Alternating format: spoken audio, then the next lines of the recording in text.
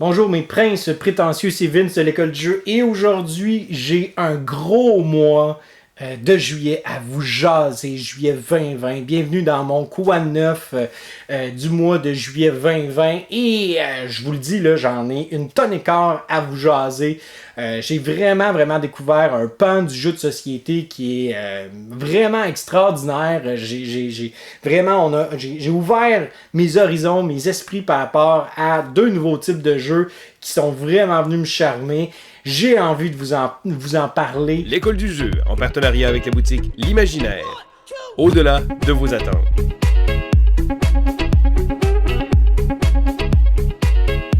Je le sais que la vidéo va être longue avant même de filmer, c'est évident. Donc, si vous n'êtes pas intéressé d'écouter au complet, je vous comprends. Si ça vous intéresse, il y a des timestamps, des marqueurs de temps dans la description de la vidéo pour vous dire de quel jeu je vais parler, à quel moment je vais en parler. Donc, vraiment libre à vous de le faire. Et autrement, c'est ça. Si ça vous tente, mettez ça sur Play, puis écoutez ça en faisant d'autres choses. Il n'y a pas de problème. Vous l'écoutez comme vous voulez. C'est vous. Hein? Merci de m'écouter d'ailleurs et pourquoi pas tout de suite laisser un petit pouce vers le haut, ça nous encourage et ça nous fait grand plaisir de pouvoir vous partager nos opinions et répondre à vos questions dans les commentaires si vous en avez.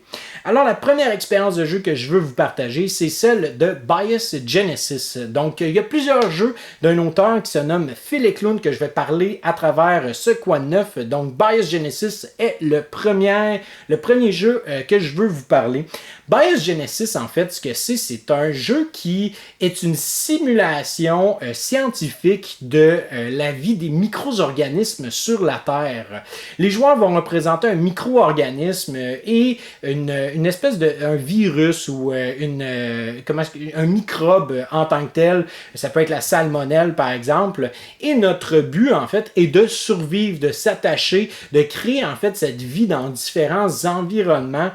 C'est vraiment fascinant comme type de jeu. C'est vraiment... moi, ça m'a vraiment flabbergasté. J'ai tellement aimé ça.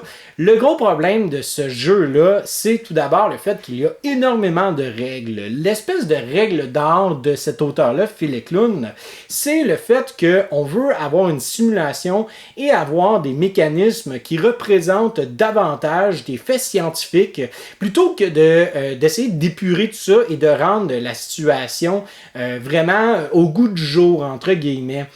Ça veut pas dire que ce n'est pas ludique, ça veut simplement dire que quand on s'installe devant ce jeu-là, faut attacher notre sucre parce que de la règle, il y en a pour tout et rien et il y a des exceptions, etc. Mais c'est fascinant. C'est vraiment une expérience de jeu hors du commun en soi. Bias Genesis, j'ai beaucoup apprécié. Les joueurs autour de la table ont aussi très apprécié. Et il faut avoir quelqu'un qui connaît bien le jeu et dans notre cas, c'était le cas. On avait quelqu'un de vraiment bien calé dans ce jeu-là et ça nous a... moi, ça m'a renversé. J'ai trouvé ça fascinant de voir à quel point que la vie ne tient qu'à un fil, mesdames et messieurs. C'est fou à quel point que la vie sur Terre est un miracle en soi. Et ça m'a vraiment ouvert les esprits par rapport à tout ça. Donc pour moi, c'est vraiment le type de jeu que j'apprécie beaucoup. Peut-être que pour vous, c'est quand même un jeu lourd avec beaucoup d'exceptions à la règle. C'est plus une simulation que de jouer pour vraiment un jeu purement ludique. Peut-être que c'est pas fait pour tout le monde, mais je pense sincèrement que si vous avez envie d'essayer un espèce de jeu qui sort complètement, qui s'en va dans le champ gauche, qui s'en va complètement en dehors des sentiers battus de ce qu'on connaît, eh bien Phil Eklund et ses jeux sont vraiment fascinants, dont Bias Genesis. J'ai aussi joué à Brass Birmingham, donc j'ai eu l'opportunité de jouer avec des amis de Victoriaville, donc je donne un grand salut à Mathieu, PO et Marco. On a joué à Brass Birmingham et Tricorion. Je vais vous parler de Tricorion plus tard. Mais Brass Birmingham, ça faisait tellement longtemps que je n'avais pas joué et ça m'a donné le goût de le revoir dans ma bibliothèque parce que oui, je me suis débarrassé de ça là. Mais là, je viens de jouer puis c'est tellement bon comme expérience. C'est le fun, c'est agréable. La tension qu'il y a, l'interaction l'interaction qu'il y a, l'espèce d'optimisation aussi, le casse-tête qui se présente à nous. Vraiment, là, c'est un jeu fabuleux, fascinant, et je suis très très très content que ce jeu-là ait une espèce de place d'honneur dans le jeu de société moderne. Je suis vraiment content parce que autant son prédécesseur, Lancashire, que Birmingham méritent les deux vraiment une place d'honneur dans le jeu de société. C'est vraiment de très très bons jeux. Si vous êtes grand fan de joueurs euro et que vous n'avez pas encore joué à Brass Birmingham ou Brass Lancashire, allez-y tout de suite. C'est vraiment, vraiment le fun comme expérience. Comme j'ai dit, l'interaction, l'optimisation, etc., etc. Vraiment là, un superbe jeu que je recommande tout le temps. Je vais toujours avoir du fun à jouer à un ou l'autre, c'est sûr et certain. Le prochain jeu que j'ai envie de vous parler, c'est Boss, parce que c'était un des premiers jeux que j'avais envie de sortir une fois que l'on a été déconfiné, qu'on pouvait rencontrer nos amis. Et j'ai eu l'opportunité d'y jouer avec des amis de Rimouski, ma ville natale, et ils ont adoré l'expérience. Tout comme moi, j'adore l'expérience. Vraiment, le Boss, c'est mon jeu de placement d'ouvriers préféré. Je suis toujours fasciné de jouer à ce jeu-là parce que, honnêtement, quand je présente le jeu et que les gens me demandent, bon, comment est-ce qu'on fait, quelles sont les différentes stratégies, à chaque fois, je suis un peu avec un gros point d'interrogation en me disant, ben, je le sais pas. Ça dépend tellement de l'interaction, c'est tellement vivide, c'est tellement vivant comme expérience. T'as pas le choix de t'adapter à ce que les autres vont faire, comment est-ce que les autres vont interagir les uns avec les autres. C'est super fascinant comme jeu. Et d'ailleurs, j'ai eu une discussion dernièrement avec un ami, où est-ce que lui, il joue avec ses enfants, sa famille, alors que moi, je joue avec monsieur, madame, tout le monde, puis tout ça. Et il n'a pas du tout la même approche, où est-ce que moi, mes scores, je veux dire, si on score 7 ou 8 points ou 9 points, c'est un score très, très élevé, alors que lui, ben, il fait des scores de minimum 8 ou 9 points, et là, ça peut monter jusqu'à des fois 15-16. Moi, ça me fascine de voir ça, puis de me dire, OK, on n'a pas du tout la même approche par rapport au jeu, on n'a pas du tout la même manière de voir ça, et pourtant, on est capable de pouvoir jouer les deux, de voir les forces et les faiblesses de ce jeu-là. Mais pour moi, Boss, c'est mon placement d'ouvrier, mon worker placement préféré par excellence. Si vous n'avez pas encore essayé le jeu, ben, c'est un jeu qui mérite vraiment, vraiment d'être essayé au moins une fois pour voir une dynamique complètement différente de celle que l'on voit habituellement dans le worker placement. Donc, je vous encourage fortement, je suggère fortement d'aller voir davantage sur ce jeu-là. On continue avec un autre pan du jeu de société que j'ai commencé à découvrir de plus en plus. Je vous avais parlé de Gandhi le mois passé et je continue ma folie avec les Coin Games, où est-ce que je vous présente maintenant Colonial Twilight, un jeu à 2 joueurs concernant la guerre entre les Algériens et la France lors de 54 à 62, je pense. Un jeu tellement bon, je me l'ai acheté. C'est une excellente alternative pour Twilight Struggle, par exemple. La mécanique du coin, habituellement, est vraiment structurée pour être à 4 joueurs, et dans celui-là, ben, c'est un jeu uniquement à 2 joueurs où est-ce qu'on va avoir une espèce de matrice pour sélectionner nos actions, et cette matrice-là est vraiment, vraiment intelligente, c'est super ingénieux, c'est brillant, et surtout, on a l'impression d'être en plein milieu de cette guerre-là, où est-ce que les Algériens vont se cacher dans les montagnes, vont essayer de recruter le plus de gens possible, que ce soit du peuple berbère ou des bédouins, enfin bref, donc aller chercher tous ces gens-là de ces coins-là du pays, et ben, tout ce qui est proche de l'eau, hein, toutes les espèces de villes plus populaires en Algérie, ben, les villes plus populeuses, dirais-je, en Algérie, ben là, la France a vraiment une position très favorable, et c'est là que les conflits vont se passer. Les Algériens ont tellement très peu de ressources, alors que les Français, eux autres, reçoivent un montant un très bon montant pour continuer cette guerre-là provenant de France. C'est un jeu, par contre, que je pense que certaines personnes, étant donné qu'on a beaucoup d'auditeurs qui proviennent d'Europe, notamment de France, peut-être c'est un jeu qui pourrait rappeler certains moments un peu désastreux de l'histoire. Peut-être qu'il y a des gens qui ont perdu des membres de la famille ou des proches dans cette guerre-là. Donc c'est sûr certain que c'est un c'est un sujet un petit peu, tendu, pas tendancieux, mais vraiment tendu, qui ne plaira pas nécessairement à tous. Mais pour ma part, je veux dire, au niveau mécanique, au niveau ludique, je pense que c'est un très très bon jeu à 2 joueurs qui mérite vraiment, qui mérite encore une fois d'avoir une belle porte d'ouverture, puis que vous puissiez essayer ce jeu-là. C'est vraiment vraiment bon.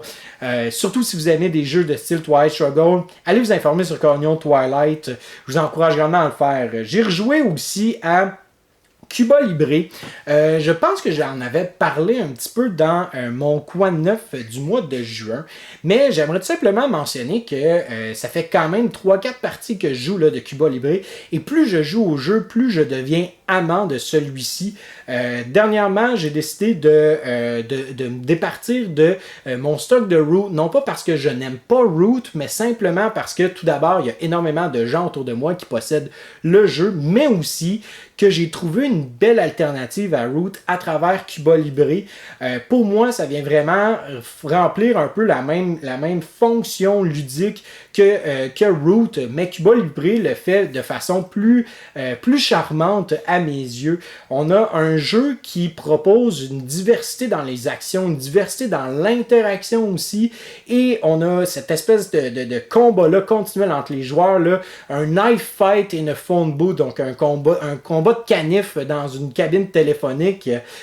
Donc c'est vrai, parce que le plateau est tout petit et on n'a pas le choix. À un moment donné, on interagit les uns avec les autres, on vient se donner des coups de coude en dessous de la ceinture. Bref, c'est un jeu fascinant, vraiment, vraiment agréable. Et c'est drôle parce que ma dernière partie, elle a quand même duré elle a duré pratiquement 5 heures. Puis j'ai jamais compris parce que mes autres parties ont duré entre 2 et 3 heures gros max. La plupart du temps, j'étais toujours avec des nouveaux joueurs. Donc j'ai hâte de jouer à ce jeu-là avec des joueurs plus aguerris qui ont déjà joué à Cuba Libre pour voir comment est-ce que l'expérience peut être réduite dans le temps. Donc avec mon groupe de joueurs habituels, réguliers, j'aimerais ça essayer de faire quelques parties pour voir jusqu'à quel point que Cuba Libre non seulement peut être diversifié dans son approche, mais aussi au niveau du temps que ça prend pour jouer. Je suis sûr certain que ça peut se réduire à facilement 1h30, 2 heures, d'où la raison pour laquelle je mentionne que c'est une belle alternative à Root, parce que Root, une fois qu'on est habitué, 1h30, 2 heures, on s'en sort. Cuba Libre, ça pourrait peut-être tomber plus dans le 2 heures, 2h30. Je ne sais pas, mais j'ai vraiment hâte. C'est un jeu que je veux remettre de plus en plus à la table. Puis le thème m'intéresse de plus en plus à chaque partie. Je m'en vais lire un petit peu sur la libération cubaine, puis le mouvement en fait de Cuba Libre, le mouvement de Che et de Castro. En tout cas, un superbe jeu somme toute, là, vraiment. Là, puis j'ai déjà hâte de le remettre à la table. Donc si ça vous intéresse de découvrir le monde des coin games, ben on peut le faire à travers Cuba Libre. Je pense que c'est le meilleur jeu jusqu'à date de GMT de la série Coin pour le faire. Donc allez voir, vraiment, ça vaut la peine à tout coup. Un autre jeu, en fait, j'ai joué à Dead Reckoning. Donc Dead Reckoning, c'est un jeu qui était sur Kickstarter. J'ai reçu un prototype. J'ai fait quelques vidéos là, sur Facebook, non pas sur YouTube. Jusqu'à date, voici ce que j'en pense et probablement mon opinion va se développer. Je vous préviens, je vais faire une vidéo évidemment pour vous encourager à vous informer sur le jeu, vous présenter aussi qu'est-ce que c'est. Dead Reckoning, en gros, c'est un jeu de pirate, un peu de format sandbox bac à sable, où est-ce que les joueurs vont représenter vraiment un équipage, et cet équipage-là va augmenter en expérience, donc c'est un card crafting, donc un peu comme à la Mystic Vale, ou encore l'autre jeu, là, Edge of Darkness.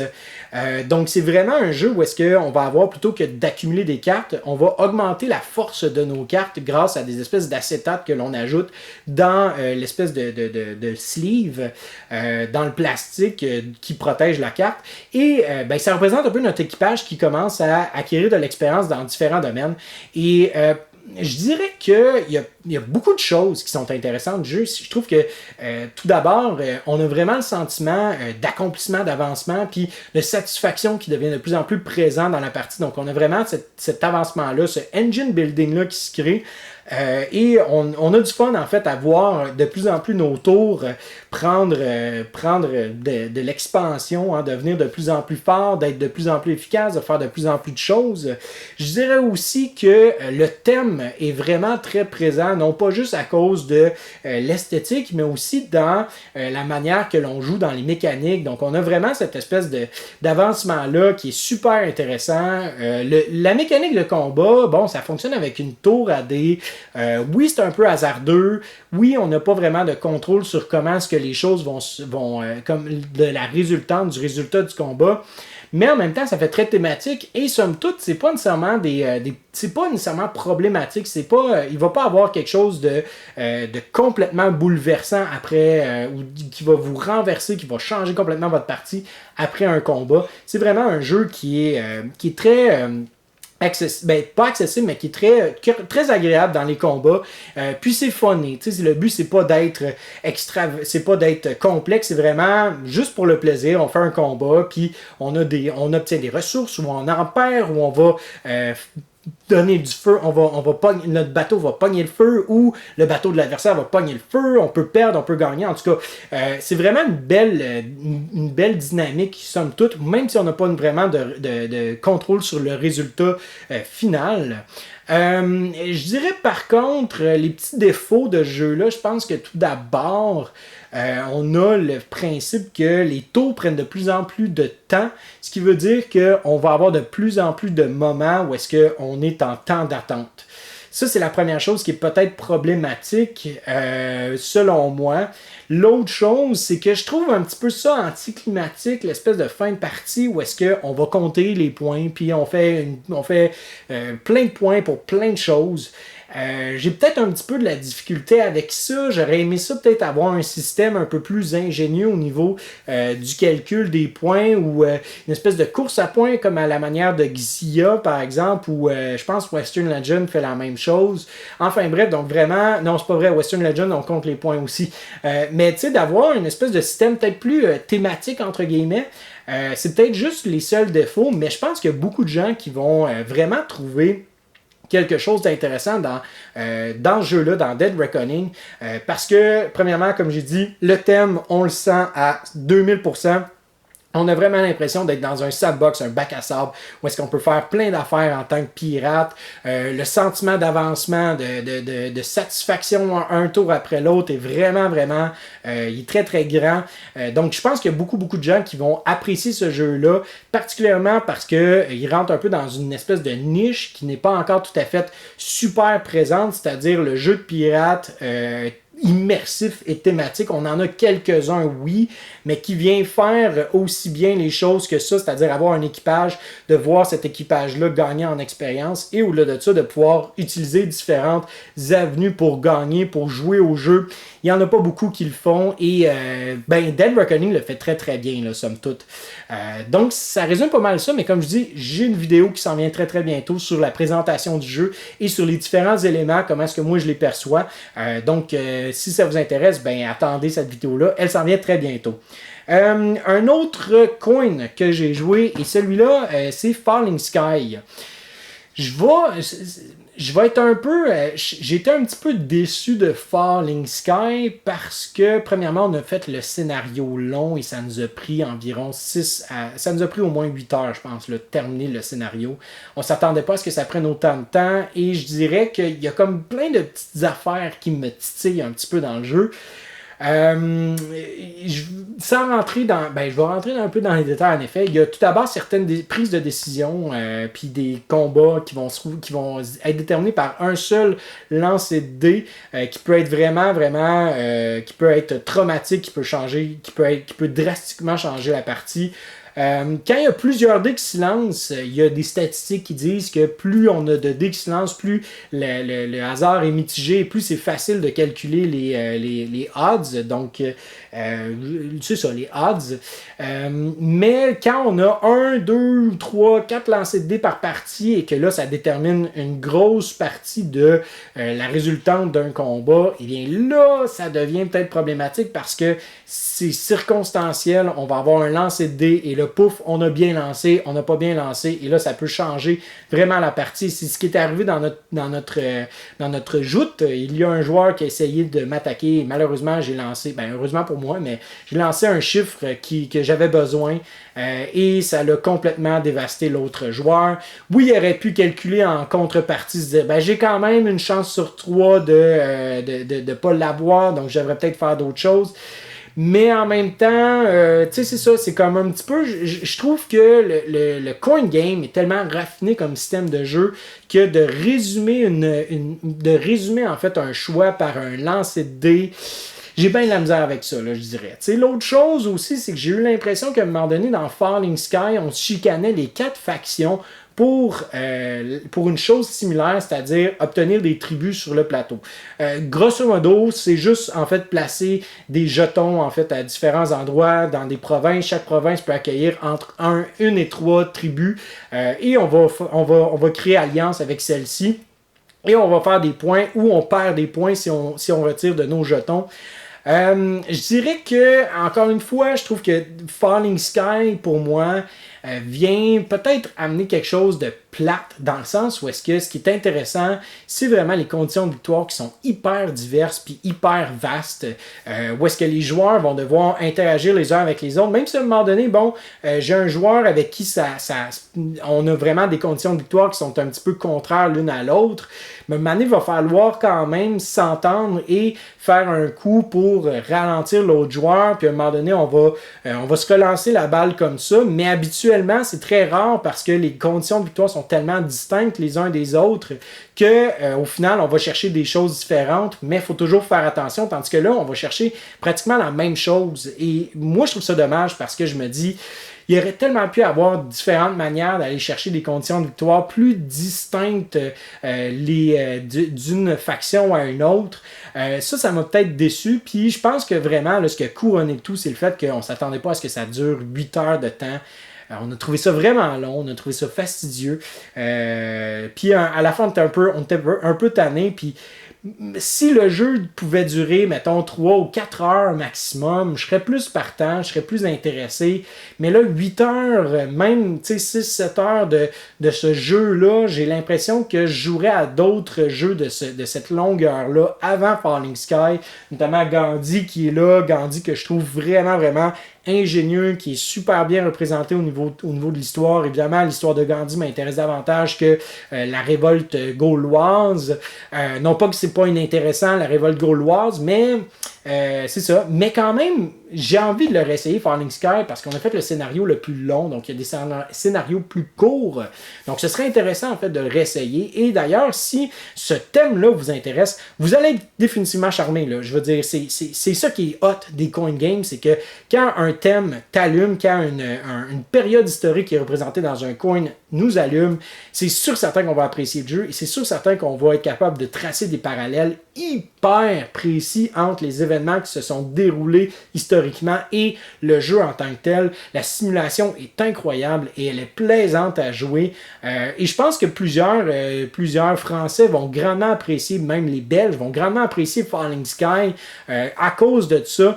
Donc prenez mon opinion avec un grain de sel. Je pense que c'est vraiment, on s'attendait à ce que ça dure moins de temps. Là. On pensait que ça allait durer un 5-6 heures gros max et finalement ça a duré 8 heures.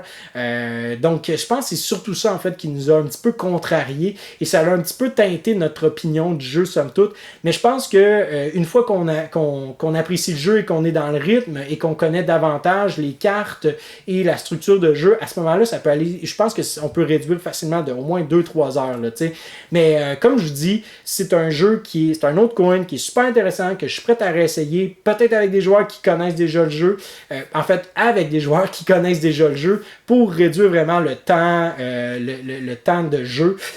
Puis aussi, il y a une version française qui arrive très bientôt. Donc, je vous encourage grandement à aller voir Asynchron Games qui va en parler. Mais j'ai vraiment hâte, en fait, que la version française, elle arrive. Probablement, ça va faciliter aussi la tâche, surtout quand on joue avec des francophones. Asynchron Games a vraiment fait un travail extraordinaire au niveau de l'édition. Donc, ils ont vraiment renippé le tout, donné un espèce de goût un peu plus moderne au jeu qui est des fois molle, les jeux jeux de GMT, c'est pas les jeux les plus beaux, mais vraiment, là, Asynchron a fait un job incroyable là-dessus. Donc, j'ai très hâte de voir ça, somme toute, et surtout, j'ai hâte de le réessayer, peut-être avec un scénario plus court, pour voir si, mon opinion change à travers les parties. Kanban Drivers Edition, donc le Kanban, le vieux Kanban, je trouve que c'est un jeu qui est super bien fait. Habituellement, je suis pas un grand fan de Vital Lacerda, mais celui-là, j'ai trouvé super bien, super intelligent, j'ai trouvé vraiment bien construit. Probablement, ce serait mon Vital Lacerda préféré. Est-ce que je serais prêt à me le procurer? Je le sais pas, parce que les joueurs avec qui je jouerais à ça, ils ont déjà une copie, mais je trouve que celui-là est vraiment venu plus me charmer, parce qu'on a joué aussi avec le Mean Sandy, j'aime ça, en fait, le fait qu'on a une espèce de côté punitif un petit peu à un jeu. J'apprécie ça. Je trouve ça plate quand c'est juste tout le temps en train de nous récompenser. Je trouve que là, présentement, on a vraiment on a des choix décisifs à faire, puis de se dire, est-ce que cette punition-là, est-ce que je veux l'éviter ou je suis prêt à l'accepter parce que ce que je vais faire va me donner davantage de points. Je serais prêt à le réessayer d'ailleurs. Il y a vraiment plein de choses que j'ai compris au fur et à mesure de la partie. Il y a une nouvelle édition qui s'en vient, donc vraiment libre à vous de voir qu'est-ce qu'il y en est. Mais peut-être la nouvelle édition, si je réussis à me débarrasser un petit peu de tous ces jeux-là non joués, je serais prêt à pouvoir à peut-être me la procurer, qui sait. Mais Kanban, vraiment, là, un superbe jeu, là, surtout si vous aimez les heavy euro thématiques, on a vraiment l'impression d'être derrière cette espèce d'usine à voiture. Puis même moi, d'ailleurs, je serais prêt à le réessayer puis à vouloir le tester de nouveau. Puis qui sait, peut-être que la deuxième partie va me charmer. On verra. Dans cette même soirée qu'on a essayé Kanban, au préalable, on a joué à Lama, qui est un nommé Spiel des Jahres, qui est un jeu de Knizia, qui m'a un peu surpris. Je ne m'attendais pas à apprécier ça. J'ai trouvé ça vraiment très bien ficelé. C'est pas un jeu que je sortirais à différents moments, mais je pense qu'il fait vraiment bien son travail dans l'espèce de niche dans laquelle il est, c'est-à-dire être un jeu super accessible, qui est à la limite un remplacement de Skip-Bo, par exemple, ou Uno.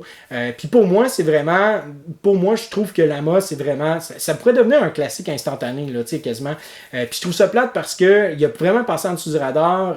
On n'est pas, ici du moins au Québec, là, c'est pas un jeu qui a eu un tollé, qu'on a parlé à plusieurs reprises, mais je pense que c'est un jeu que définitivement, là, si on a de la famille qui est plus ou moins joueur, là, c'est super facile à comprendre, ça se joue bien, ça se régule bien, puis il y a vraiment des belles petites facettes dans le jeu, puis surtout c'est un jeu qui est pas cher, qui se tient dans une petite boîte. Vraiment, il y a que des belles...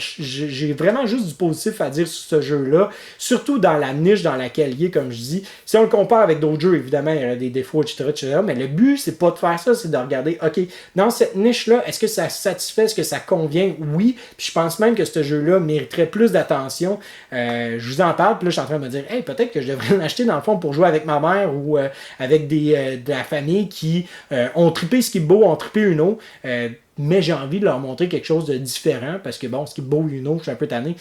J'ai trop joué quand j'étais jeune. Enfin bref, si ça vous intéresse, probablement il y a plein de vidéos en français qui ont été faites.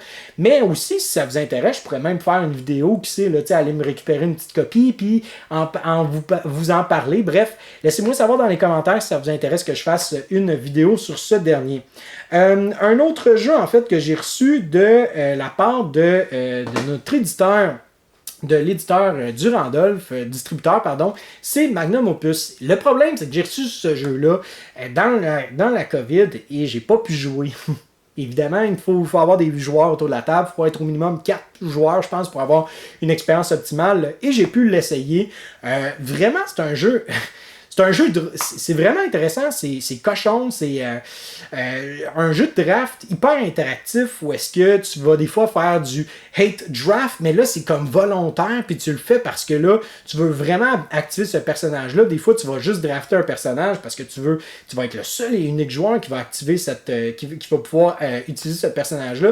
Il y a de quoi d'intéressant, il y a vraiment, vraiment de quoi à explorer. Et encore une fois, c'est une niche que je pense que tu sais, Seven Wonders, c'est pas individuel comme expérience, pas du tout, mais je pense que quand même, on va regarder un petit peu notre jeu, puis on va faire nos affaires personnelles, tandis que dans Magnum Opus, t'as oui une période de repêchage de cartes, mais par la suite, tu as la période d'activation des cartes, ce qui fait en sorte que là, on commence à avoir de quoi d'interactif puis de super intéressant à ce niveau-là, des petits scores. Donc, tout se joue des fois sur la révélation d'une carte. Et ce qui est intéressant, c'est que le joueur qui a gagné, il y a eu un tour en entier où est-ce qu'il s'est fait couper l'herbe sur le pied carrément. Donc, il n'a pas pu faire aucune action des cartes qu'il avait repêchées, mais il a gagné la partie quand même. Donc, ça démontre vraiment à quel point que le jeu peut être bien balancé, comment est-ce qu'on peut vraiment tirer son épingle du jeu très facilement grâce à la manière qu'on joue les cartes et surtout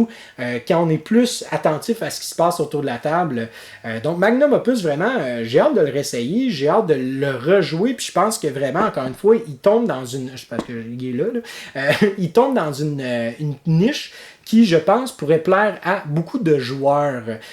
Présentation du jeu s'en vient très très bientôt d'ailleurs sur les ondes de l'école du jeu. Un autre jeu que là j'ai fait 5 parties de celui-là, Néandertal.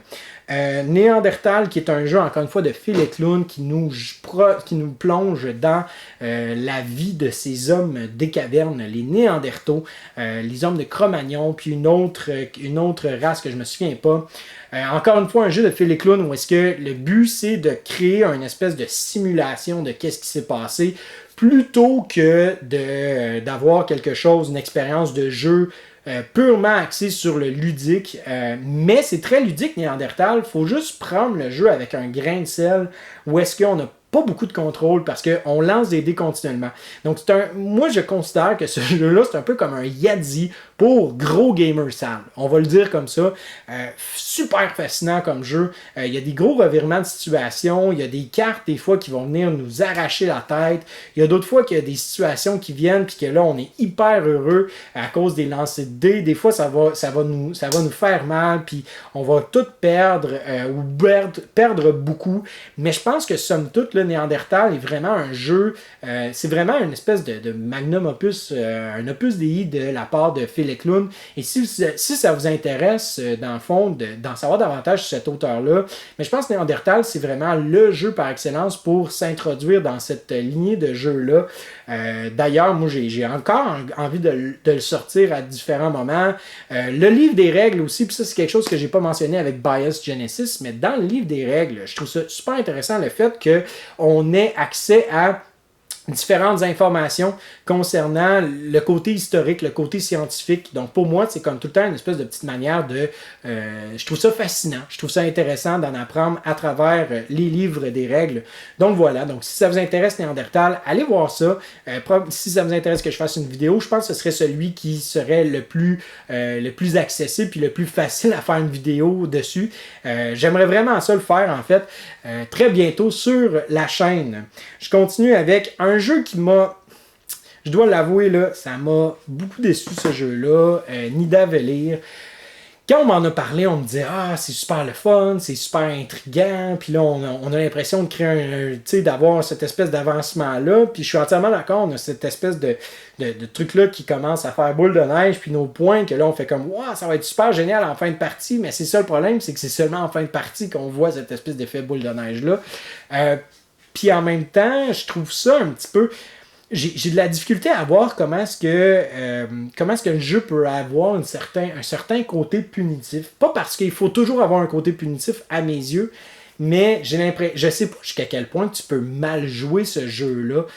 Dans le sens où est-ce que tout et rien te donne des points. Tu fais des points autant pour l'espèce de collection d'ensemble, mais tu as un avantage aussi à ne pas collecter des cartes dans une collection d'ensemble, mais tu as aussi un avantage. Tu sais, il y a comme plein de trucs en même temps que je me dis, OK, ben au final, on va faire une tonne écart de points, puis tout ce qu'on peut faire, c'est juste améliorer. Tu sais, il ne peut y avoir que de l'amélioration. Puis moi, j'ai un peu de difficulté avec ça au sens parce que j'aime ça quand, admettons, il y a un jeu, tu sais, tu vas jouer une partie, puis là, après ça, à un autre moment, tu te dis « Oh, OK, là, j'ai fait une erreur, puis je peux... tu sais, c'est vraiment de saisir, puis aussi l'interaction va influencer. Il n'y a pas beaucoup de choses que les autres joueurs peuvent influencer, mis à part la question de repêchage des cartes à travers les différentes tavernes. Mais encore là, si je le sais qu'autour de la table, je suis le joueur qui a le sou le plus élevé, ben, je peux aller placer là.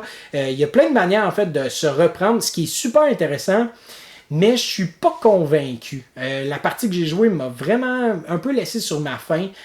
Oui, c'est un jeu qui est censé être accessible, qui est censé être plaisant, puis qui est fait vraiment pour être une espèce de gateway, donc un espèce de jeu pour ouvrir les portes à quelque chose de plus grand, mais je trouve qu'il y a d'autres jeux qui sont plus intéressants, qui offrent des choix plus intéressants aussi, plus que juste, ben, cette carte-là va me donner 15 points au lieu de 12 en fin de partie, puis là, t'es comme, ben, tu sais, on dirait que j'ai de la misère avec ça, ce principe-là, où est-ce que tout est dirigé avec les points qu'on fait en fin de partie. Je trouve que des fois, c'est comme ça devient trop envahissant, cette dynamique-là de points de victoire, puis que là, tu sais, il faut en ajouter, puis là, il faut en avoir, tu sais, salade de points, là, que c'est juste, le but, c'est juste de faire ça. On dirait que je me suis un petit peu... je me suis un peu tanné, je me suis un peu... je trouve que je veux avoir plus de choix significatifs dans un jeu que juste prendre une carte parce que là, cette carte-là va me faire des points. Fait que je sais pas, je trouvais... j'ai comme la misère à me planter les pieds avec ça. Faudrait que j'y rejoue. Puis c'est pas un jeu que je dirais non, c'est ça qui est ironique, c'est que je dirais pas non à jouer une partie, mais définitivement, c'est pas le genre de jeu que je vais faire « Hey, je veux le proposer puis je veux y jouer à tout moment. » Ça concorde pas avec mes goûts, ça concorde pas avec qu'est-ce que j'aime dans le jeu en général. Qu'est-ce que vous en pensez, vous? Est-ce que vous avez l'impression que certains moments, vous avez vraiment des choix comme cruciaux puis significatifs, puis que là, hey, cette prise de décision-là est déchirante, ou vous avez cette même impression que moi? Ben écoutez, laissez-moi ça dans les commentaires par rapport à Nidavellir, là. Je suis curieux, en fait, de connaître votre opinion là-dessus, là.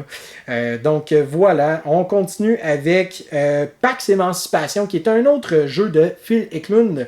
Et ben, on s'en va dans un autre pan de Monsieur Phil Eklund, qui est les Pax. Donc on avait Pax Pamir, moi je m'attendais à avoir un jeu un peu comme à la manière de Pax Pamir Second Edition, qui est vraiment vraiment le fun, qui est accessible, il y a une belle interaction, et oui, il y avait tout ça, mais Pax Emancipation, c'est complètement une expérience qui sort vraiment, qui est encore une fois dans le champ gauche, même qui est encore plus à gauche que Pax Pamir, où est-ce que Pax Emancipation, on va avoir cette espèce de première partie, où est-ce qu'on va avoir tous les joueurs qui vont collaborer ensemble pour être capables d'avoir l'émancipation de l'esclavagisme, l'émancipation des peuples en Europe, et on va essayer on va aller répandre cette bonne nouvelle partout dans le monde.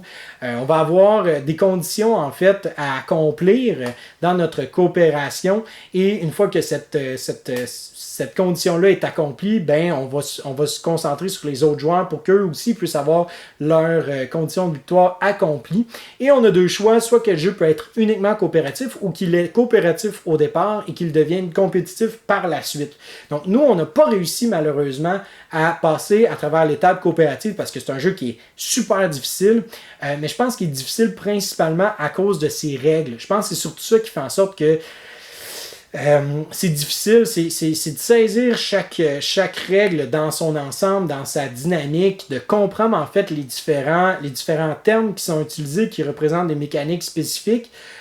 Donc ça, c'est super intéressant, mais j'étais un petit peu mitigé par rapport à Pax Emancipation. J'aimerais ça le réessayer, mais je serais pas prêt à me le procurer.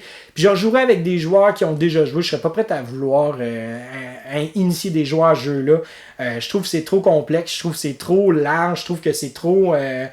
c'est trop complexe. Puis trop abstrait même. Il y a beaucoup de choses que je trouve abstraites dans le jeu, et c'est peut-être ça qui m'a dérangé. Je trouvais que le thème, où il était intéressant, mais il était trop abstrait, donc l'espèce de manque de présence à ce niveau-là. Encore une fois, il faudrait que j'y rejoue, mais tu sais, pour l'instant, c'est pas nécessairement dans mes priorités, mais c'est sûr certain que avec les deux autres joueurs que j'ai joué, j'aurais envie de le réessayer, mais pas nécessairement, ben c'est ça, dès qu'on me propose de rejouer, je veux rejouer.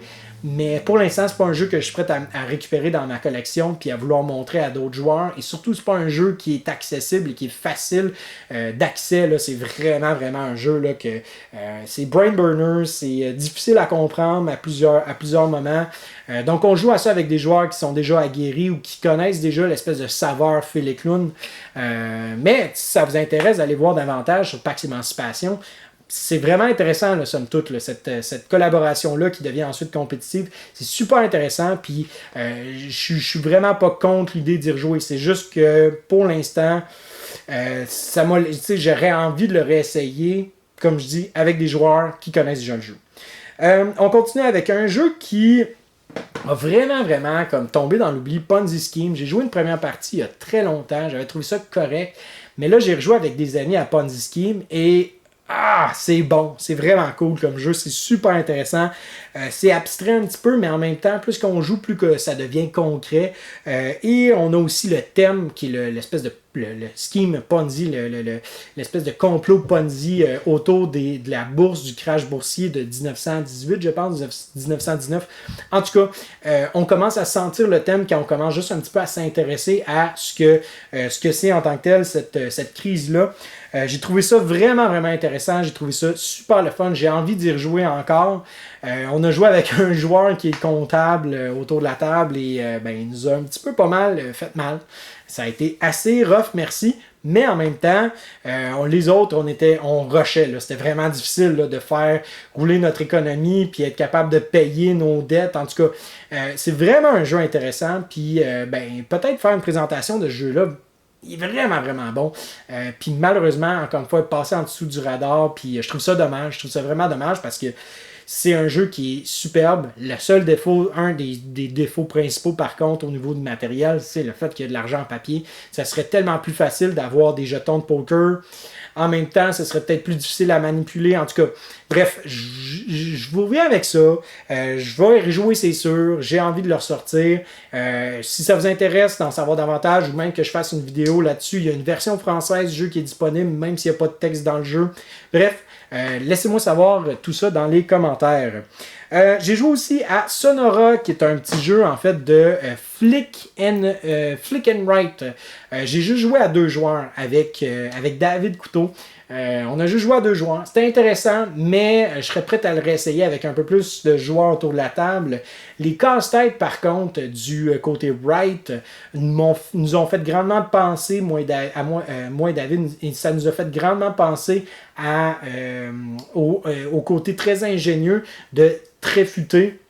Vraiment, l'espèce de combinaison là, qui est vraiment qui continue, qui se perpétue, puis ça. J'ai vraiment trouvé ça intéressant. Je serais prêt à le réessayer, mais à plusieurs joueurs, je pense que ce serait intéressant là, justement de voir le côté flic, puis de voir comment est-ce que tout ça peut jouer. Évidemment, bon, tu peux devenir meilleur à pichinoter le disque. C'est pas nécessairement dans mes intérêts puis dans mon truc personnel, mais tu sais, c'est un petit peu comme gérer des dés. Donc ça peut être intéressant. Puis tu as en fait un certain pouvoir, là, parce que bon, les zones sont quand même assez larges, donc tu es quand même capable de pouvoir te placer dans une zone idéalement. Des fois, les joueurs vont évidemment tasser nos disques, mais somme toute, je pense que Sonora est vraiment le fun dans sa niche. Je trouve que c'est un jeu qui pourrait vraiment plaire à beaucoup de joueurs. Il est simple, il est rapide, et comme je dis, à 3-4 joueurs, ça se joue très rapidement. Il y a beaucoup d'interactions. C'est le fun autour de la table. Le fait qu'on pichinote des petits disques et que ces disques-là, après ça, on prend les résultats, on les place sur notre petit côté right, et là, l'espèce de engine building, de combinaison, etc., que là, on commence à écrire, puis là, que telle chose impacte tel autre endroit de notre plateau, puis que tel autre endroit impacte aussi cet endroit-là, etc. Donc, l'avancement est super intéressant dans Sonora. J'ai joué à un jeu que ça faisait hyper longtemps que je voulais jouer, c'est-à-dire The Great Zimbabwe. Donc, Great Zimbabwe, c'est un jeu de Splatterspielen. J'ai mon petit carré ici, là, de Splatter. Là. Et Great Zimbabwe, je suis à la recherche d'une copie depuis environ 1 an. Et j'ai eu la chance d'y jouer pour la première fois et j'ai vraiment pas été déçu. Un jeu weird, vraiment weird, avec une espèce de mécanique de score un peu qui ressemble énormément, étrangement, à Founders of Gloomhaven, mais qui est plus élégante, plus fluide et plus raffinée, tout en ayant moins de règles. Donc ça a été vraiment quelque chose de super intéressant. Et le fait qu'on a une espèce de... Il y a un autre truc qui est vraiment intéressant où est-ce qu'on va avoir des super pouvoirs provenant de certains de craftsmen, donc de certains hommes de construction, bref, des ouvriers. Et on va avoir aussi un pouvoir spécial qui nous provient d'un dieu que l'on veut prier, mais le problème, c'est que la manière que la victoire fonctionne, c'est qu'il faut atteindre un certain nombre de points. Au départ, la limite, le nombre de points à franchir pour tous les joueurs est de 30, et dépendamment du pouvoir de ton dieu, de l'ouvrier ou encore des ressources que tu crées, que tu produis, cette condition-là de victoire va augmenter. Donc c'est super ingénieux comme jeu. Vraiment, là, un superbe jeu que j'ai envie de rejouer. Puis si c'était pas du fait que qu'on s'est assis puis que bon, on a terminé un peu plus tard que prévu certains autres jeux, puis que là, il fallait que certaines personnes quittent, j'aurais joué une deuxième partie immédiatement. Je pense que c'était réciproque pour tous les autres autour de la table. Je suis vraiment curieux de réessayer ce jeu-là. J'aimerais ça trouver une copie à un prix raisonnable, évidemment, parce que là, c'est incroyable. Là, les prix, là, c'est 275 € pour un jeu avec une boîte de qualité très correcte. Je sais pas, en tout cas. C'est difficile à trouver, mais en même temps, je suis vraiment, vraiment partant pour y jouer. J'espère que la compagnie Splotter va refaire une nouvelle impression de ce jeu-là, parce qu'il en vaut vraiment, vraiment le détour, somme toute. J'ai oublié de mentionner aussi Star Wars Rebellion. Donc, j'ai joué avec David et c'était la première fois pour lui qu'il jouait avec les extensions. Et vraiment, là, un jeu incroyable, épique. J'ai vraiment, vraiment trouvé ça le fun de jouer avec David. Encore une fois, il m'a battu à plate couture. Mais c'était très, très, très intéressant, là, l'espèce de côté thématique. Puis Star Wars Rebellion, c'est un excellent jeu. Là, vraiment, là, de plus que j'y joue, plus que je l'apprécie, plus que je vois des subtilités, plus que je me retrouve dans le thème. Vraiment, là, si vous êtes un grand fan de Star Wars, c'est le jeu par excellence. Puis l'extension vient vraiment régler tout de A à Z. Même David l'a dit, là, David, c'est un de ses jeux préférés de tous les temps. Et il ne joue plus jamais sans l'extension, parce que l'extension vient régler tous les défauts du jeu de base. Et pour moi, si c'était pas de l'extension, le jeu de base, je l'aurais trouvé correct sans plus. Mais grâce à l'extension, ça vient changer toute la donne au niveau des combats, au niveau de la diversité des decks. Donc vraiment, là, puis ça nous aide encore plus à être dans le thème, parce que là, on rajoute des personnages, des films entre les 1, 2, 3, 4, 5, 6. Vraiment, là, une perle d'or si vous aimez Star Wars, notamment si vous aimez les jeux de confrontation duel, puis que vous êtes prêt à investir un 3-4 heures, là, je pense que c'est vraiment le jeu pour vous en tant que tel. On a joué aussi à The Magnificent, et j'avais joué à ce jeu-là lors du mois de novembre, après sa sortie à SN. J'ai pas grand-chose à dire sur ce jeu-là, à part que c'est bien, c'est bon, puis que je doute de la rejouabilité de celui-ci. Tu sais, dans le sens parce que c'est un superbe jeu d'optimisation. On n'a pas beaucoup d'actions et chaque action doit être optimisée.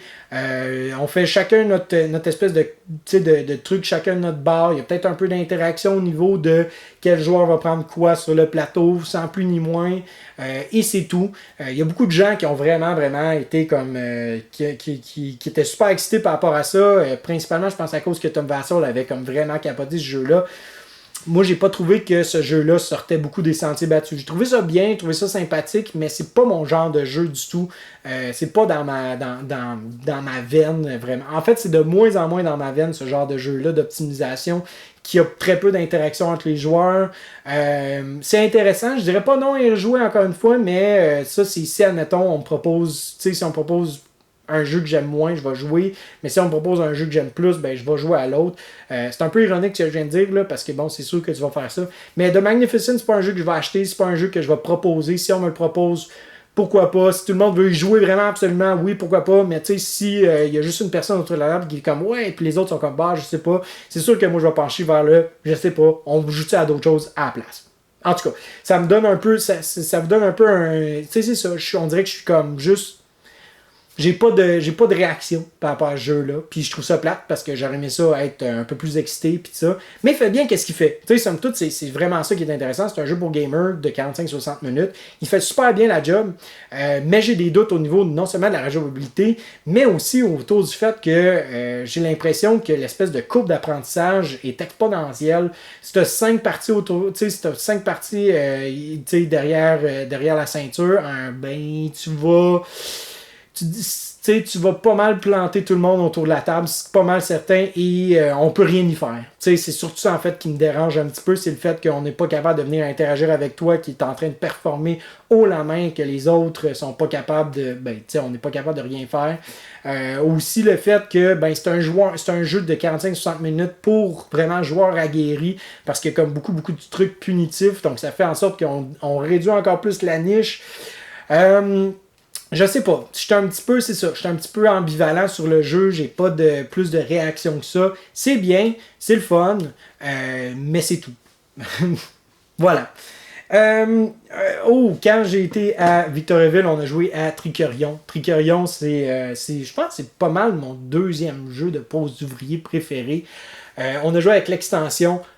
Vraiment, là, encore une fois, j'ai rien à dire. C'est superbe comme jeu, c'est super intéressant. J'aime ce jeu-là. Je trouve que la thématique est vraiment bien représentée. On a joué avec l'extension, avec l'académie, avec l'espèce d'assistant. Et vraiment, on a comme un côté, en fait, avec l'assistant qui est intéressant, où est-ce qu'on peut bâtir un peu cet assistant-là pour qu'il nous ramène tout le temps des points puis qu'il soit tout le temps en train d'être comme super efficace, et ça je trouve ça vraiment le fun. Ça vient rajouter cette espèce de côté un petit peu engine building là, de construction d'engins que tu peux comme reproduire un peu un espèce d'effet en boucle avec ton personnage dépendamment de ta stratégie. J'ai vraiment apprécié Tricorion. Je veux y rejouer. C'est un jeu que j'aimerais tellement ça sortir plus souvent. Malheureusement, c'est un jeu qui est quand même long puis qui a beaucoup de règles. Donc, c'est sûr certain qu'on va jouer avec des joueurs qui connaissent déjà le jeu idéalement. Mais la pose d'ouvrier est super intéressante dans ce jeu-là. Puis j'aime le fait qu'on est capable de voir un peu où est-ce que les autres s'en vont, où est-ce que toi tu t'en vas par rapport aux autres. Qu'est-ce que tu veux prioriser dans ton schéma personnel de tour. Je trouve que ça, c'est vraiment intéressant. Puis j'ai vraiment envie de le ressortir, comme je dis. Peut-être le montrer à ma douce moitié. Hein? Donc, Nancy, si t'écoutes ça, je veux te montrer ce jeu-là. C'est vraiment le fun. Et je conclus avec un autre jeu qui se nomme Yedo. Donc, Yedo, en fait, c'est un vieux jeu de worker placement. Vieux, je dis vieux, mais c'est pas tout à fait vieux. Là. Mais c'est un jeu, en fait, où est-ce qu'on va préparer une espèce de... On va préparer des missions pour être capable d'aller faire différentes tâches à travers cette espèce, je pense que c'est au Japon, ou peu importe. Là, donc, on va vraiment placer nos ouvriers de façon stratégique pour être capable d'accomplir des missions, que ce soit du kidnapping, que ce soit en fait du vol, que ce soit de la protection d'individus, etc. Donc, on a vraiment différentes manières de se carrer des points. Puis, en fait, c'est juste collection de ressources pour être capable d'activer une mission. Puis cette mission-là va nous donner des points, va nous donner de l'argent. Puis c'est un peu une espèce de rinse and repeat. La twist dans le jeu, c'est vraiment le fait qu'il y a des événements qui viennent vraiment casser le basic aux autres. Donc, il faut être prêt à accepter que des fois, on va se faire ramasser. Les joueurs aussi ont des cartes actions et des cartes événements en main. Donc, on peut des fois jouer des cartes actions contre les autres joueurs. Donc là, c'est sûr certain qu'on a encore une fois cette espèce d'interaction-là qui casse le basic à tout le monde. C'était intéressant, c'était vraiment le fun. Mais je trouvais que ma plus grosse complainte par rapport au jeu, par rapport à tout ça, c'est le fait que c'était très laborieux. Il y avait beaucoup d'étapes avant d'arriver à faire une mission. Et là, entre toutes ces différentes étapes qui sont quand même assez difficiles et qui prennent beaucoup de qu'il faut programmer, qu'il faut élaborer un plan à long terme pour être capable d'y arriver, ben, à un moment donné, t'as juste quelqu'un qui vient comme casser ton truc en deux. T'es comme, tu sais. Fait que c'est comme un hybride entre le euro puis le côté un peu interactif, un peu vraiment rentre dedans de Ameritrash. Je pense pas que tout le monde va apprécier, mais je pense que ça peut quand même plaire à certains joueurs. Mais c'est ça, faut être prêt à accepter que des fois, tu vas te faire rentrer dedans, puis ça va faire mal, puis t'es comme, tu sais... OK, tu sais, on va le prendre, on va serrer nos dents, on va passer à travers, puis on va essayer de s'accoutumer avec tout ça. Enfin bref, donc ça résume pas mal Yedo. J'ai pas détesté, c'est pas un jeu que je vais récupérer. Encore une fois, si c'est un jeu, tu sais, si tout le monde veut jouer, je vais y jouer. Si tu sais, puis c'est un jeu probablement que je vais encourager les gens qui aiment beaucoup le worker placement et qui aiment beaucoup l'interaction. C'est un, tu sais, il est proche du Lords of Waterdeep là, à la limite là. Donc même que je trouve qu'il est plus intéressant que Lords of Waterdeep à mes yeux, à moi. Mais il est plus séquentiel, ce qui fait en sorte qu'il est peut-être plus gamer, peut-être moins accessible que Lords of Waterdeep. Ça reste que si j'avais le choix entre les deux, j'irais définitivement avec Yedo. Puis en fait, je vous en parle, puis je me dis, hey, il était le fun ce jeu-là, dans le fond, là, l'interaction, le feeling autour de la table.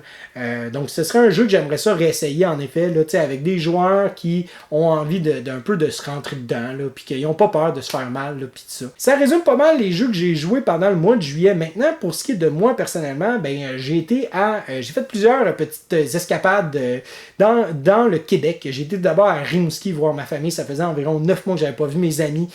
Donc j'ai vraiment profité de ce moment-là pour aller les voir, jouer avec eux, vraiment voir ces différentes personnes-là que ça faisait super longtemps que j'avais pas vu leur annoncer aussi que Nancy était enceinte.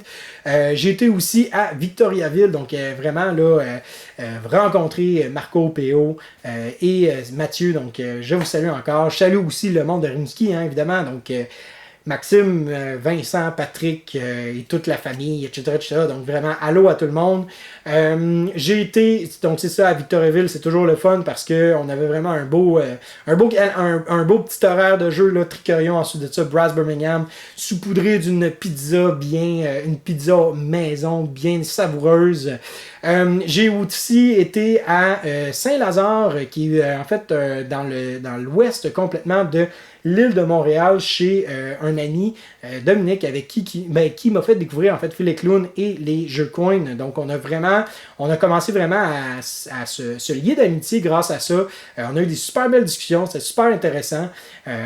Donc c'est ça, donc vraiment j'ai été à différents endroits et finalement bon j'ai fait quelques soirées de jeux chez moi. On a pu jouer à plein de différents jeux et aussi ben c'est ça, donc il y a David qui est descendu de Magog, qui est venu chez nous. On a vraiment tu sais, somme toute j'ai eu un très très bon mois de juillet, je suis super content. Il y a des belles nouvelles aussi par rapport à moi. Donc premièrement je vais commencer de la traduction avec des compagnies d'édition. Donc ça c'est très très le fun. Donc c'est vraiment un côté personnel à moi, là. Donc oui, la chaîne m'a permis de créer ces contacts là, mais là tranquillement pas vite je commence à avoir des petits contrats qui rentrent ici et là. C'est quelque chose qui est super le fun, super intéressant.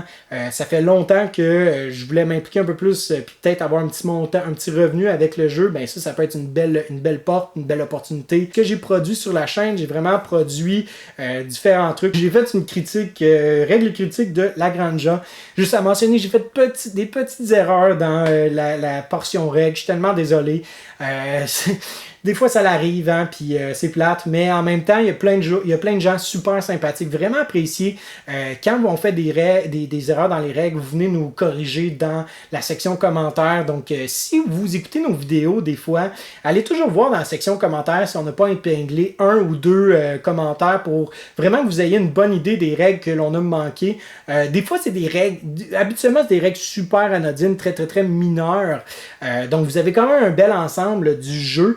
Mais des fois, il manque des petites règles ici et là, donc c'est toujours apprécié, puis on est vraiment, vraiment reconnaissant que vous fassiez ça.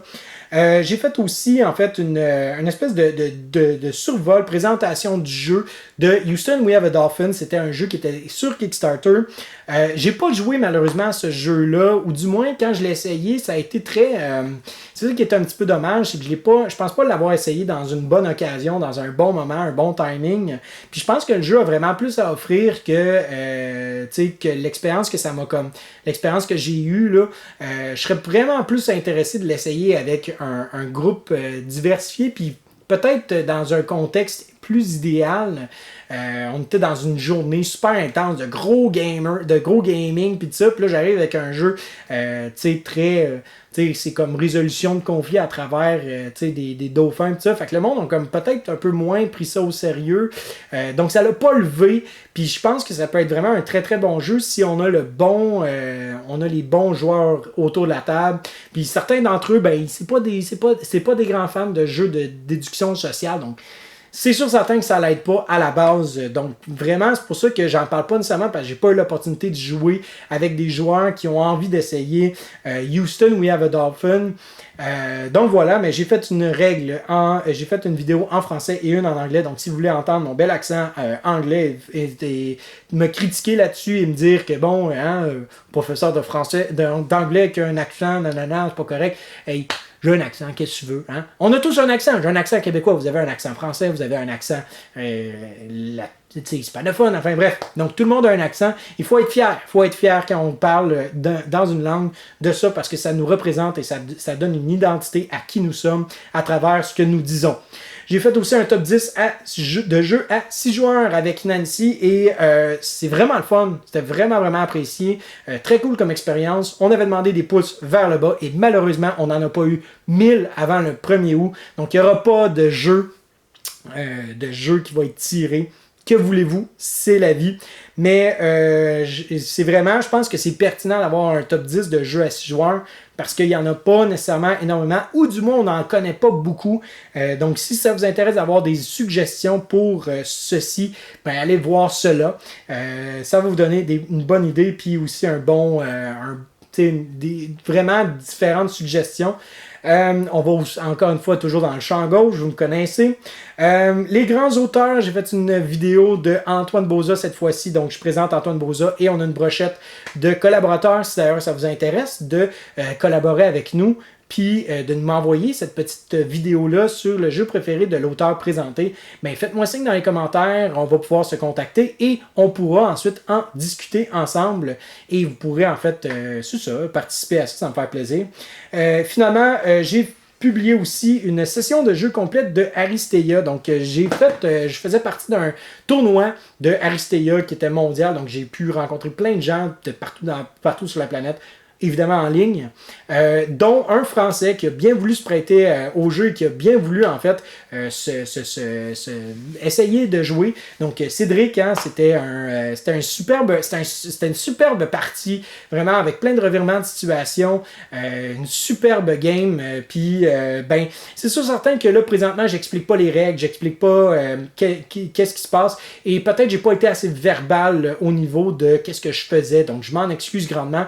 Mais allez voir quand même parce que je pense que si Aristeia vous intéresse, qui est juste là d'ailleurs, si Aristeia vous intéresse, mais ça vous donne vraiment une belle idée des pouvoirs des différents personnages puis de ça. C'est long comme vidéo, je le reconnais, mais vraiment là on a comme cette espèce de diversité là puis comment est-ce que je peux dire ce paysage de personnages, de combinaisons, d'équipes qui est super intéressant dans Aristeia. J'ai encore joué ce mois-ci, je vous en parle pas, mais je pourrais que vous lancer des fleurs par rapport à ce jeu-là. J'ai hâte de créer cette espèce de communauté-là ici au Québec pour qu'on puisse jouer à Aristeia on and on sans arrêt. On puisse faire ce serait malade de faire des espèces de journées de tournois, un peu comme quand je faisais avec Magic ou Pokémon ou Lord of the Rings quand j'étais jeune. Avec Aristeia, ce serait incroyable. Donc, c'est ça. Sinon, pour le mois d'août, évidemment, on recommence l'école, moi et JP, donc c'est sûr certain que ça va influencer un peu, impacter le nombre de vidéos que l'on va faire. Puis avant de vous parler de ça, c'est vrai, j'ai commencé aussi à faire un espèce de type de vidéo un peu plus exclusif à Facebook, où est-ce que, un peu après une partie de jeu, là, mettons pendant une journée ou peu importe, ben j'ouvre ma caméra, puis on discute en live de nos différentes expériences de jeu. Donc c'est vraiment fait pour qu'on puisse parler du jeu qu'on vient de jouer, d'avoir cette espèce d'interaction-là, une petite vidéo environ d'une quinzaine de minutes pour vous donner un aperçu du jeu qu'on a joué, puis aussi de donner l'opportunité aux gens avec qui je joue de prendre la parole parce que souvent c'est grâce à eux que je réfléchis au jeu puis qu'on amène cette discussion-là puis qu'on amène cette espèce de flow-là pour être capable d'arriver à des idées plus concrètes devant la vidéo. Donc je veux vraiment donner la parole à ces gens-là, que vous appreniez aussi à connaître les différentes personnes avec qui on joue parce que c'est vraiment des gens importants et chers à mon cœur et au cœur de Sylvain et au cœur de JP. Donc pour nous c'est super important pour vous de vous donner la parole, mes amis que j'apprécie beaucoup et que je suis hyper reconnaissant que vous présentiez chez moi ou que je vienne chez vous, qu'on joue à des jeux, qu'on soit prêt à essayer des trucs, que ce soit bon, que ce soit mauvais, que ça nous plaise ou non. On a toujours un bon temps, puis ça, c'est quelque chose que je suis vraiment reconnaissant. Donc, promouvoir la communauté du jeu plutôt que de tout le temps promouvoir l'industrie du jeu. En tout cas, bref, si vous aimez ce genre de concept-là, faites-moi signe, je vais essayer de le faire davantage et plus souvent. Donc là, on est rendu pour le mois d'août. Alors, pour le mois d'août, tout d'abord, bien évidemment, il y a une vidéo de Dead Reckoning que je veux vous présenter absolument. Simplement parce que je pense que ça mérite la peine, ça mérite... je vais vous parler de ça, je vais vous montrer comment ça se joue. Puis de le faire sans nécessairement sans vous faire pression ou sans essayer de vous le vendre, d'essayer de vraiment vous dire, ben ce jeu-là peut être fait pour vous pour telle ou telle raison et vous présenter les différents éléments de jeu pour que vous puissiez vous faire votre opinion. Parce que je veux pas vous mettre une opinion dans la bouche. Mon but, c'est pas de faire ça. C'est de vous présenter le jeu tel quel, de vous présenter mon opinion personnelle avec tout ça. Je l'ai déjà fait dans la vidéo, mais je veux réitérer la chose dans une prochaine vidéo spécifique à Dead Reckoning. Sinon, j'aimerais ça aussi faire il y a Magnum Opus, il y a différentes vidéos aussi avec Boss. Boss, c'est un jeu que je veux vous parler. Est-ce qu'il y a des vidéos que vous aimeriez qu'on produise? Si oui, dites-nous-le dans les commentaires. S'il y a des jeux que j'ai mentionnés et qui vous intéresseraient, qui vous intéresserait d'en savoir davantage, dites-moi-le dans les commentaires, encore une fois, ça me fait plaisir. Autrement, ça résume pas mal ça résume pas mal tout ça. Donc j'espère que vous avez grandement apprécié cette vidéo. Si vous l'avez apprécié, encore une fois, laissez un petit pouce vers le haut. Je sais que vous pouvez juste le faire une fois, mais bon, c'est pas très très grave. Mais merci beaucoup de votre encouragement. Abonnez-vous à notre chaîne, puis pourquoi pas la petite cloche là, ça fait clic, puis là ça te dit hey, il y a une nouvelle vidéo de l'école de jeu. Il y en a une par jour, on le sait, ça peut être fatigant. Pas obligé de la petite cloche. C'est juste, tu sais, si tu tripes vraiment gros sur nous autres, là, puis tu veux vraiment savoir qu'est-ce qu'on produit comme vidéo, etc., petite cloche, kicking. On a aussi un groupe un peu, entre guillemets, VIP, c'est-à-dire la salle de classe, l'école de jeu. Allez voir ce groupe Facebook-là. On publie régulièrement, on essaie de vraiment garder ce groupe-là actif. On demande votre opinion sur différentes choses. On vous propose différents concepts. Des fois, on vous donne aussi même le calendrier de ce qui s'en vient quand on est vraiment, vraiment tête sur l'horaire. Des fois, ça la donne que moi, je pense être le plus désorganisé des trois. Donc, j'essaie quand même d'être steady sur ma production. Allez aussi, suivez-nous sur Instagram. On publie beaucoup d'images de différents jeux qu'on joue. Puis finalement, nous liker sur Facebook. On veut vraiment que vous nous partagez en fait votre opinion sur ces différentes plateformes-là. C'est toujours le fun de discuter avec vous, d'avoir vos opinions. Laissez un commentaire aussi si ça vous intéresse. Quel a été votre jeu préféré du mois pour le mois de juillet? Est-ce que vous avez fait des escapades? Comment est-ce que vous vivez en fait avec toute la situation actuelle qui se passe dans le monde? Est-ce que ça vous empêche de jouer? Est-ce que vous vous permettez de jouer malgré tout? Bref, laissez-moi savoir le tout. Donc sur ce, je vous remercie encore une fois et mon nom est Vincent. Je vous souhaite à vous et vos amis un bon jouage.